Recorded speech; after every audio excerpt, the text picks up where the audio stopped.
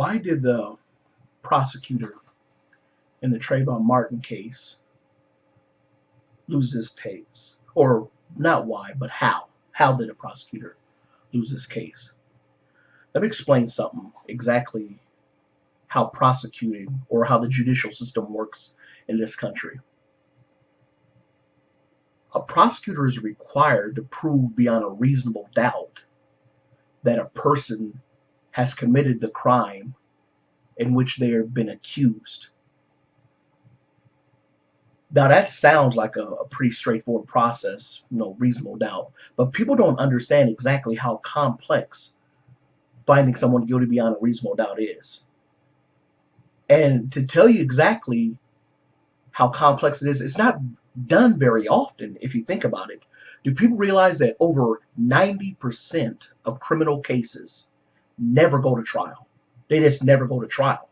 So there's not really a lot of information, especially nowadays, on how often people are found guilty beyond a reasonable doubt, because we just never test it. Only 10% of cases make it to trial, less than 10%. So we never really get to that point where we can test how hard it is to find someone guilty beyond a reasonable doubt. But the thing with the Trayvon Martin case is not only, or I should say, the George Zimmerman case with respect to Trayvon Martin, but the thing about the case is that even a prosecutor is not only required to find you guilty beyond a reasonable doubt, they have to present a theory on what you did. They have to present an idea to the jury, to a story about what this defendant did, and this is why we're here today. And that story has to show that that defendant did something that's illegal, and they got to show it beyond a reasonable doubt. The problem with the George Zimmerman case is that the prosecutor never presented a theory of what they think happened. They called George Zimmerman a liar, which is okay because it sounds like he lied about a whole bunch of stuff. But the where the issues mattered, where it came in, where it was really important, they didn't question his story. Or when they did question his story, they said it was outrageous, but then they didn't present an alternative to that story. They told the jury, you know in your heart, just think about it. That's not guilty beyond a reasonable doubt then. Because you can't even come up with a story. You can't even explain it. The classic case is, in this particular, in Zimmerman's case, the classic example is with respect to the gun being drawn at the last minute to shoot Trayvon. Think about what Zimmerman says, because I've tried this on people, just to see what Zimmerman was talking about. If you know someone, have someone lay down on the ground.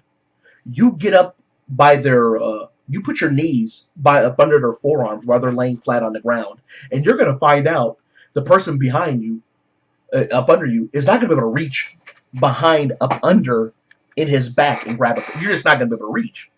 Not only that, you who are on top are not going to be able to see anything behind you. You're not going to be able to see what he's doing back there. So his story was outrageous.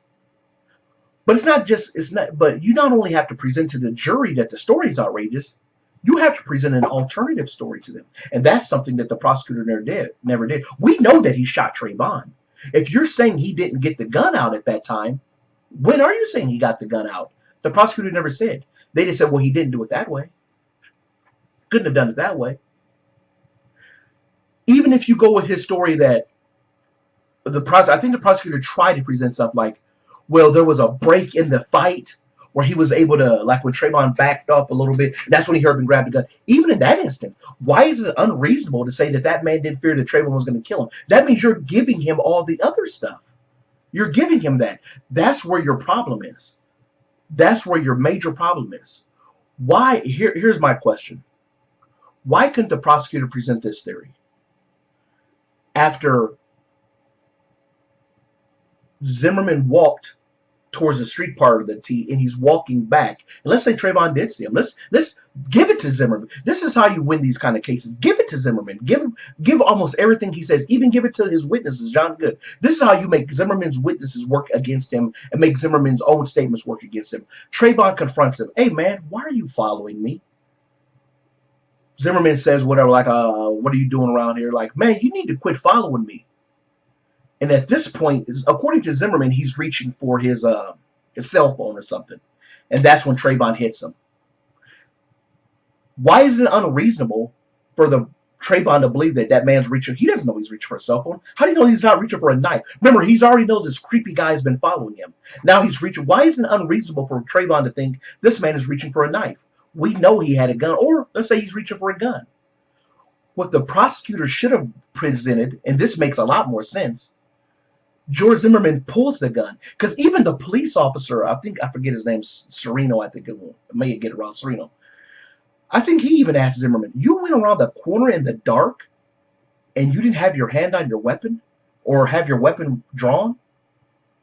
He found that incredulous because it just didn't make sense. You're scared. You think this boy's going to do something to you. You don't know who he is. You think he's a burglar or something. And you're telling me you went around a dark corner with no lighting and you didn't even have your hand on your weapon or have your weapon drawn? He asked him that question, but the prosecutor didn't focus in on it. It makes perfect sense for Zimmerman to have his gun out already when he goes around that dark corner. Because remember, he lost track of Trayvon. He has no clue where this guy is. Let's give Zimmerman the benefit of the doubt. Let's say that he thinks that this guy is actually a burglar or a thief or something to that effect, that he took off running and he's giving him chase. Why wouldn't he have his gun out when he goes around that dark corner? That makes perfect sense that he would have that gun out. Now Trayvon confronts him like, dude, why are you following? And he sees the gun. Guess what's about to happen? He's going to try to get this dude up off of him, number one. This creepy dude who's following with a gun, he's thinking this dude, it's a life or death situation. That makes sense why Trayvon would hit him at that point. Either he had drawn the gun already or he was drawing the gun and Trayvon sees this. So he hits him. Makes perfect sense. Would Trayvon be acting within his... Yes, according to the law, he has a right to stand his ground at this point. And we know that him hitting him is way less force than this man going for a gun. Who's using more force or who's about to use more force? The person who's going for the gun or the person who hits him to stop him from going for the gun or stops him from being able to use his gun. So he hits him. A tussle ensues. Because remember, both the defense and the prosecutor never explained how does it start at the top of the T and work all the way down here. Like maybe, I think they said it was maybe 600 feet away. It was a good distance away. It was a good distance away from where it started to where it ended. Maybe not been maybe like 60 feet. It was a good distance away. There, you couldn't explain the gap between where it started and where the fight ends, and where we see all the stuff. It would make sense if they were fighting over that gun, though. It would make sense that you see the wrestling and the tussling, a theory that the prosecutor could have easily have presented to the jury. Now, why would Trayvon be on top of George Zimmerman hitting him? Because the gun's out, and he's trying to make him let go of the gun. So that would explain why he has him down, and he's hitting him on the ground. Makes perfect sense now. Would he be acting with himself? He would be defending himself. George Zimmerman's story doesn't matter anymore. If he has the gun out, of course Trayvon Martin has a right to hit him. You have a gun out, so I have him down, and he's punching him. He could be hitting his head up against the concrete. If you have that gun out, you don't get the claim, I thought my life was in danger or anything. You can't do that anymore. He has every right to use whatever. He has a right to use deadly force to make you let go of the gun. So that means John Good's testimony wouldn't matter because it would be confirming with the prosecutor's story. George Zimmerman pulled a gun. Trayvon was trying to beat him to make him let go of the gun. Why would Trayvon... that would also explain why Trayvon's yelling for help. He's beating this guy to make him let go, and he's yelling for help simultaneously. Because he knows if he stops hitting him, or if he relaxes, or if anything like that happens, this man's going to shoot him. And ultimately, we know that's exactly what he did. He knew he was tiring out, and he was eventually not going to be able to keep hitting this man to get him up. And this man, all he needs is one shot. And that's exactly what he did. That's why Trayvon's screaming for help.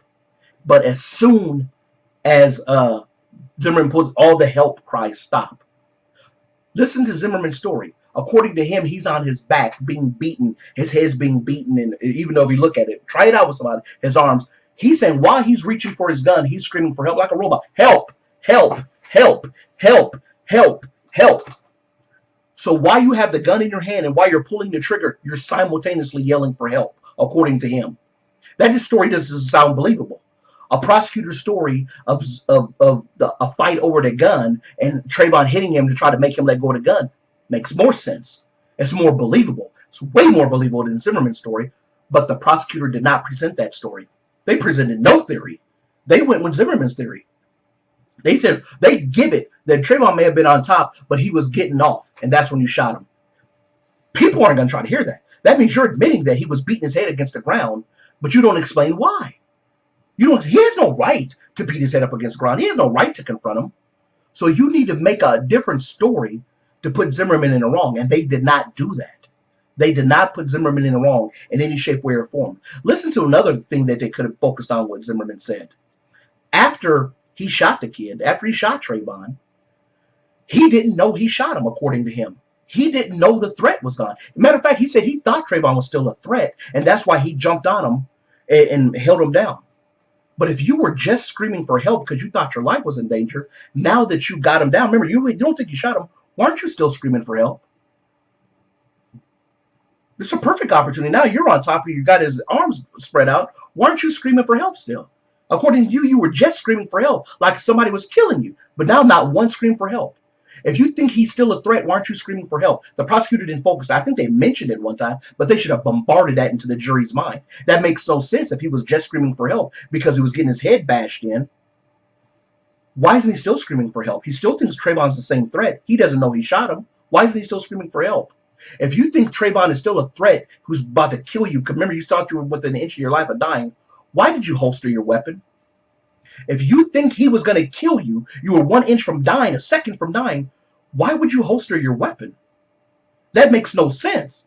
You holster your weapon and you stop screaming for help.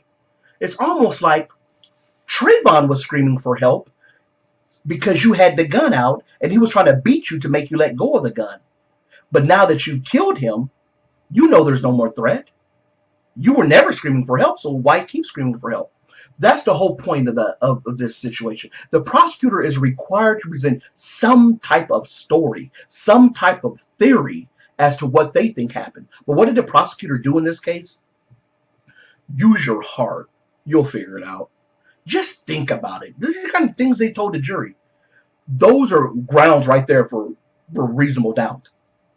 Every reasonable person said, like, dude, it's not, and as O'Mara pointed out, it's not the jury's job to use their heart or to come up with a story of their own. The prosecutor is required to present that story. The prosecutor is required to give you some idea of what could have happened. Zimmerman had multiple lies in his story. You present a more reasonable, better story than Zimmerman, you can convict Zimmerman. Why give that Trayvon attacked him and the gun was in when he attacked him? Why can't you say the gun was out? What's so hard about saying that? The gun was out. Remember, according to them, Zimmerman is so weak, this dude can barely squeeze cotton without his hand hurting. So how are you going to get a 5'11" football player off of you so you can reach a gun? According to this guy who's been training him for all these years at this MMA place, Zimmerman's just a total weakling. That he would have been hitting Trayvon, would have been like cotton, like, it would have had no effect on Trayvon. Yet he has the ability to push and get a gun. Come on, man. That just doesn't make sense. Combine that with all the other things he did. Combine that with the fact he holstered his weapon. According to him, he was screaming, but now he's not screaming anymore. It just doesn't make sense. It would have given a jury a reason to find him guilty. But the prosecutor didn't do that. And since the prosecutor didn't do that, guess what happens? That's reasonable doubt. That's not guilty, and that's something that everybody should want. This case isn't really about Zimmerman or Trayvon Martin. There's a bigger thing here. You never want a system, a judicial system, where the prosecutor doesn't have to prove their case and they'll just send you to prison. If the black people or the people who are upset about this case think that Zimmerman should have been found guilty, remember, it can happen to you. And if you think that the burden should be that low, they'll always get you. They'll always get you. You never want the burden to be that low. The prosecutor has to prove their case beyond a reasonable doubt, and they did not do that in this case. They did not even come close. They didn't even present a theory as to what happened. They didn't even present a theory. They just said, Well, he may have been beating him, but he stopped. No one's trying to hear that. I'm not trying to hear that. I'm gonna tell you right now, if you were beating me and you stopped, I'm gonna get a good one in. I'm gonna get a good one because you're not gonna beat me again. Are you stopping because you're getting arrested? Or why are you stopping? It doesn't matter. At that time, when I shot you, do I still feel that you're a threat? Of course, I'm gonna feel you're a threat. That's totally reasonable. Why are you giving him that? Why aren't you saying to the jury and everyone else they were fighting over that gun? They were fighting. And how would you know who's going to question you? Zimmerman's not getting on that stand. He's not going to say what happened. And why not? Why wouldn't he just go tell you what happened? Because he knows what he did. He pulled that gun on that boy, and that's what they were fighting over. That would explain the distance they covered. That would explain why Trayvon's on top hitting him. That would explain all of that stuff. That would explain why Trayvon has no marks on him. Because Zimmerman isn't trying to hit him. Zimmerman's trying to get that one shot off. That would explain why there's no marks from Zimmerman hitting or touching him. No torn clothing on Trayvon, no nothing. Because Zimmerman has only one goal in this fight. I'm going to shoot this guy. That's what I'm going to do. I'm going to shoot him. That's why there's no other markings on Trayvon like he's never been in a fight. Because Zimmerman wasn't trying to hit him. Zimmerman wasn't trying to do anything to him. Zimmerman was trying to do one thing. Shoot him. And Trayvon knew if I stop hitting this guy, this dude's going to shoot me.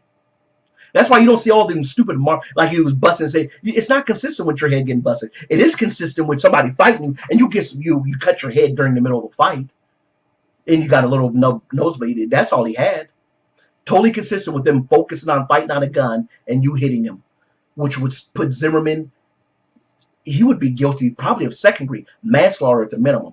But that only happens if the prosecutor does one thing. They have to present that story to the jury. They didn't do that. Therefore, you left more than enough reasonable doubt.